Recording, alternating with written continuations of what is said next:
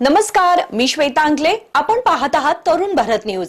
बेळगाव आणि आसपासच्या परिसरातील महत्त्वाच्या घडामोडी, ताज्या बातम्या आणि खास अपडेट्स घेऊन आलो आहोत बेळगावकरांच्या स्पेशल बुलेटिन मध्ये. बेळगाव जिल्ह्यात गेल्या आठवड्यापासून सुरू असलेल्या मुसळधार पावसाने जनजीवन पूर्णपणे विस्कळीत केले. शहरातील अनेक भागांमध्ये पूर सदृश परिस्थिती निर्माण झाली असून वीज पुरवठा खंडित, रस्ते जलमय आणि वाहतूक विस्कळीत झाली आहे. बेळगाव जिल्ह्यात संततधार आणि मुसळधार पावसामुळे अनेक शहरांमध्ये तसेच ग्रामीण भागात पूर सदृश परिस्थिती निर्माण झाली आहे. नदी नाले दुथडी भरून वाहत असून सखल भागात पाणी साचल्याने नागरिकांचे दैनंदिन जीवन विस्कळीत झालंय. सततच्या पावसामुळे अनेक ठिकाणी मोठमोठी झाडे उन्मळून पडली आहेत. त्यामुळे हेस्कॉमच्या वीज वाहिन्यांचे मोठे नुकसान झाले असून तालुक्याच्या पश्चिम भागातील अनेक गावे तब्बल 30 तासांहून अधिक काळ अंधारात आहेत. वीज पुरवठा खंडित झाल्याने पिण्याचे पाणी, मोबाईल नेटवर्क आणि इतर मूलभूत सेवांवरही परिणाम झालाय. हवामानाचा अंदाज आणि विद्यार्थ्यांच्या सुरक्षिततेचा विचार करून जिल्हाधिकाऱ्यांनी आज जिल्ह्यातील शाळांना सुट्टी जाहीर केली होती. दरम्यान शहरातील अनेक मुख्य रस्त्यांवर मोठमोठे खड्डे पडले असून पाणी साचल्यामुळे वाहतुकीचा वेग मंदावलाय. दुचाकी आणि चारचाकी चालकांना मोठी कसरत करावी लागत असून किरकोळ अपघातांच्या घटनाही समोर येत आहेत. याचा आढावा घेतलाय आमचे प्रतिनिधी निलेश मोरे यांनी. मागील आठवड्यापासून बेळगाव जिल्ह्यात पावसाने अक्षरशः धुमाकूळ घातलाय. त्यामुळे सततधार मुसळधार पावसामुळे बेळगाव जिल्ह्यातील जनजीवन सध्या विस्कळीत झाले असून अनेक ठिकाणी ग्रामीण भागात देखील पूर सदृश परिस्थिती सध्या निर्माण झाले. नदी नाले दुथंडी भरून वाहत असताना सखल भागात पाणी साचल्याने नागरिकांना मोठ्या अडचणीला सामना करावा लागतोय. सतत कोसळणाऱ्या पावसामुळे अनेक ठिकाणी मोठमोठे झाडे उन्मळून पडल्यामुळे हेस्कॉम वीज वाहिन्या देखील तुटल्या आहेत. त्यामुळे हेस्कॉमचे मोठे नुकसान झाले आहे. तालुक्यातील पश्चिम भागातील अनेक गावे तब्बल 30 तासाहून अधिक काळ अंधारात आहेत. वीज पुरवठा टोटली खंडित आहे. त्यामुळे दैनंदिन जीवन विस्कळीत झाले असून पाण्यासोबत मोबाईल नेटवर्क ही समस्या निर्माण झाले. आता पावसाचा परिणाम देखील शिक्षण व्यवस्थेवरही झाला आहे. हवामानचा अंदाज आणि विद्यार्थ्यांच्या सुरक्षेसाठी जिल्हाधिकारी मोहम्मद रोशन यांनी काल जाहीर केलं की शाळा सुट्टी जाहीर केली. त्यामुळे जिल्ह्यातील सगळ्या शाळा अनेक ठिकाणच्या शाळा बंद करण्यात आल्या. विद्यार्थ्यांना काहीसा दिलासा मिळाला असला तरी पालकांमध्ये मात्र पावसाबाबत चिंता निर्माण झाली.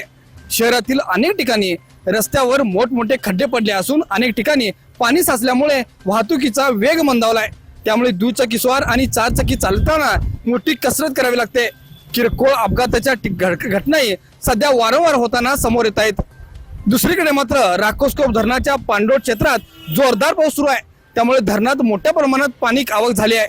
आज मंगळवारी देखील पावसाचा इतका जोर होता की आता पूर्ण क्षमतेने भरण्याची परिस्थिती सध्या त्या ठिकाणी निर्माण झाली. महसूल आणि पोलीस आणि आपत्ती व्यवस्थापक यंत्रणेने आता संपूर्ण पूर परिस्थितीवर नियंत्रण ठेवून आहे. पुढील काळात धरण ओव्हरफ्लो झालं तर धरणातून पाण्याचा विसर्ग सुरू झाल्यानंतर नदीकाठच्या अनेक गावात शेकडो एकर जमीन पाण्याखाली जाणार आहे. ऊस, मका, भात, भाजीपाला आणि पिकाचे मोठे नुकसान होण्याची शक्यता वर्तवली जाते. शेतातील पंपसेट, सिंचन व्यवस्था आणि शेतीतील बांधही मोठ्या प्रमाणात आता नुकसान व्हायला सुरुवात झाली. जिल्ह्यातील अनेक ठिकाणी पूल आणि कालवे पाण्याखाली गेल्याने काही गावचा संपर्कही तुटला आहे. त्यामुळे प्रशासनाने नागरिकांना विनाकारण नदीकाठी फिरण्यास किंवा पाहणी करण्यास फिरू नये असे आवाहन करण्यात आले. एकीकडे मात्र राकोस्कोप धरण भरल्यासारखी परिस्थिती निर्माण होताना पाण्याचा प्रश्न मार्गी लागलाय. मात्र दुसरीकडे मात्र पावसाचा जोर असाच कायम राहिल्यास जिल्ह्यातील अनेक सखल भागामध्ये पूर परिस्थिती गंभीर निर्माण होण्याची शक्यता आतापासून वर्तवली जाते. त्यामुळे प्रशासनाने मदत आणि बचाव कार्यासाठी मोठे आव्हान समोर आता उभे आहे. माझे सहकारी विजय निंबाळकरसह मी निलेश मोरे, तरुण भारत न्यूज, बेळगाव. कोट्यवधी रुपये खर्च करून उभारण्यात आलेल्या बेळगावच्या स्मार्ट रेल्वे स्थानकाच्या छताला गळती लागल्याचा प्रकार समोर आलाय. उद्घाटनानंतर अवघ्या 3 वर्षातच मुख्य इमारतीच्या छताला गळती लागल्यानं कामाच्या दर्जावर प्रश्नचिन्ह निर्माण झालेत. कोट्यवधी रुपये खर्च करून उभारण्यात आलेल्या बेळगावच्या स्मार्ट रेल्वे स्थानकाच्या छताला गळती लागण्याचा प्रकार समोर आलाय. गेल्या 2 दिवसांपासून मुख्य प्रवेशद्वाराजवळ आणि तिकीट काउंटर समोर छतामधून पाण्याची गळती होत असल्यानं प्रवाशांना मोठा त्रास सहन करावा लागतोय. येथे येणाऱ्या प्रवाशांना चक्क छत्री घेऊन तिकीट काढण्याची वेळ आली आहे. दरम्यान या गळतीबाबत नैऋत्य रेल्वेचे अधिकारी मात्र जबाबदारी एकमेकांच्या वरती ढकलत असल्याचं सांगितलं जात आहे. 3 वर्षांपूर्वी सुमारे 190 कोटी रुपये खर्च करून जागतिक दर्जाच्या सुविधांसह बेळगाव रेल्वे स्थानकाचं आधुनिकीकरण करण्यात आलं होतं आणि रेल्वे स्थानकात आधुनिक सुविधा उपलब्ध करून देण्यात आल्या होत्या. उद्घाटनानंतर अवघ्या 3 वर्षातच मुख्य इमारतीच्या छताला गळती लागल्यानं कामाच्या दर्जावर प्रश्नचिन्ह निर्माण झालेत. कोट्यवधींचा खर्च करूनही अशी परिस्थिती निर्माण झाल्यानं प्रवाशांकडून नाराजी व्यक्त केली जातेय. या सर्व परिस्थितीचा आढावा घेतलाय आपले प्रतिनिधी विजय निंबाळकर यांनी. विजयपूर व बागलकोट या 2 जिल्ह्यातील नागरिकांसाठी दिलासादायक बातमी असून आलमट्टी धरणात सोमवारी पाण्याची आवक सुरू झाली आहे. सोमवारपर्यंत आलमट्टी धरणात 1239 क्युसेक पाण्याची आवक नोंदवण्यात आली आहे. विजयपूर आणि बागलकोट या दोन्ही जिल्ह्यातील नागरिकांसाठी दिलासादायक बातमी आहे. आलमट्टी धरणामध्ये कृष्णा नदीच्या पाण्याची आवक सुरू झाली आहे. त्यामुळे शेतकरी आणि नागरिकांसाठी ही दिलासादायक बातमी आली आहे. यंदा कृष्णा खोऱ्यात पावसाला उशिरानं सुरुवात झाल्यानं जवळपास 2 महिन्यांच्या विलंबानं धरणात पाणी येण्यास सुरुवात झाली आहे. सोमवारपर्यंत आलमट्टी धरणात 1239 क्युसेक पाण्याची आवक नोंदवण्यात आली आहे. तसेच आगामी 2 ते 3 दिवसात आलमट्टी धरणातील पाण्याची आवक आणखी वाढण्याची शक्यता जलसंपदा विभागाच्या सूत्रांनी व्यक्त केली आहे.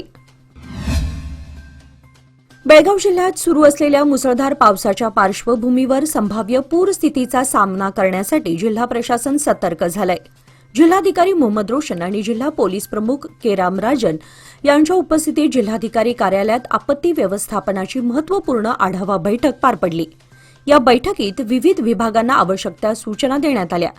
बैठकीत संभाव्य पूरस्थिती, नदी नाल्यांची वाढती पाणी पातळी, रस्ते संपर्क, नागरिकांची सुरक्षितता, बचाव आणि मदत कार्य तसेच आपत्कालीन परिस्थितीत तात्काळ प्रतिसाद देण्यासाठी आवश्यक नियोजनाचा सविस्तर आढावा घेण्यात आलाय. तसेच महसूल, पोलीस, आरोग्य, सार्वजनिक बांधकाम, वीज वितरण आणि इतर संबंधित विभागांमध्ये प्रभावी समन्वय ठेवून परिस्थितीवर सतत लक्ष ठेवण्याच्या सूचना देण्यात आल्या. बेळगावसह परिसरात मुसळधार पाऊस पडतोय. अशा संततधार पावसातही निसर्गाची नवलाई पाहायला मिळतेय. पाऊस वाढल्यासोबतच चिकोडीतील रस्त्यावर पिवळ्या रंगाच्या बेडकांचा कलकलाट सुरू झालाय. आपण काळ्या किंवा तपकिरी रंगाचे बेडूक पाहिले असतील. मात्र पाऊस वाढल्यासोबतच चिकोडीतील रस्त्यावर पिवळ्या रंगाच्या बेडकांचा कलकलाट सुरू झालाय. चिकोडीत मोठ्या संख्येने पिवळ्या धमक रंगाचे बेडूक आलेत. एरवी पावसाळ्यात काळ्या किंवा तपकिरी रंगात दिसणारे बेडूक अचानक एवढ्या मोठ्या संख्येने आणि तेही पिवळ्या रंगात दिसल्याने नागरिकांमध्ये आश्चर्य व्यक्त होत आहे.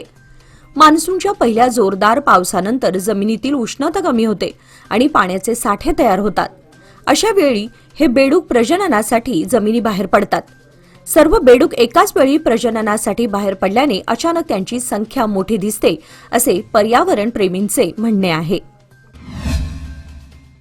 बेळगाव शहरातील व विविध महाविद्यालयातील विद्यार्थ्यांनी मंगळवार दिनांक 7 जुलै रोजी जिल्हाधिकारी कार्यालयाला भेट देऊन क्रिकेटपटू MS धोनी याच्या वाढदिवसानिमित्त शुभेच्छा देत त्यांना बेळगावला आमंत्रित करण्याची मागणी केली. यावेळी विद्यार्थ्यांनी आपत्ती निवारणासाठी जिल्हाधिकाऱ्यांनी केलेल्या कार्याचे कौतुक करून शहरातील भटक्या कुत्र्यांच्या समस्येकडे लक्ष वेधले. बेळगाव शहरात सुरू असलेल्या मुसळधार पावसात कॅन्टोन्मेंट बोर्डाच्या हद्दीत 2 बेघर महिला उघड्यावर दिवस काढत असल्याचं समोर आलंय. डोक्यावर केवळ साडीचा आडोसा करून फुटपाथवर राहणाऱ्या या महिलांच्या मदतीसाठी माजी आमदार अनिल बेनके पुढे सरसावले. त्यांनी घटनास्थळी भेट देत महिलांना सुरक्षित निवाऱ्याची व्यवस्था करून देण्याचं आश्वासन दिलंय. तसेच बेनके यांनी कॅन्टोन्मेंट बोर्डाच्या अधिकाऱ्यांशी संपर्क साधून त्या परिसरात तातडीने एक शेड उभारण्याची तसेच महिलांना सुरक्षित निवाऱ्याची व्यवस्था करण्याची विनंती केली आहे. बेळगावात अत्याधुनिक वैद्यकीय सेवांसाठी आता विश्वासाचं नाव विजया दक्षता हॉस्पिटल. 24 तास अतिदक्षता विभाग, जनरल मेडिसिन, सर्जरी, डायलिसिस, प्रसूती सेवा, बालरोग, अस्थिरोग, न्यूरोलॉजी, कॅन्सर सर्जरी आणि अनेक सुपर स्पेशालिटी सुविधा सर्व एकाच ठिकाणी.